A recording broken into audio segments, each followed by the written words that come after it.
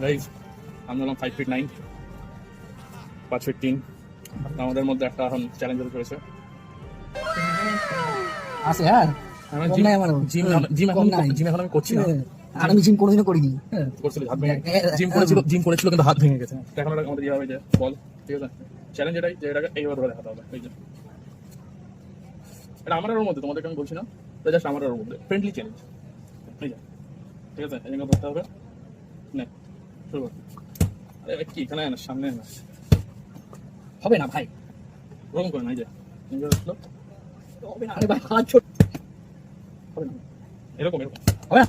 আর last করে একবারে ধর। আরে ছোট আর আমার হবে না।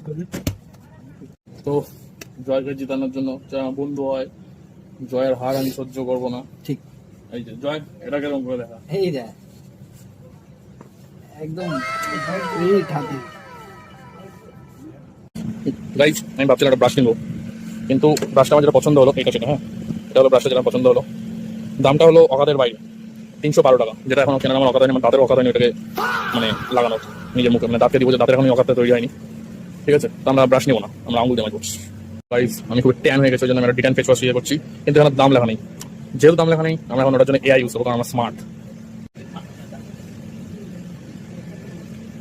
এখানে লেখ ওরকম ওরকম না, আমরা স্মার্ট পিপল, আমরা এইভাবে বলবো। এই ফেস ওয়াশটার এমআরপি কত সেটা আমাদেরকে একটু জানালে খুব ভালো হয়। দেখি গাইজ, আমরা প্রাইস জানতে পেরে গেছি। প্রাইসটা হলো 359 টাকা, স্মার্ট পিপল স্মার্ট হয়ে।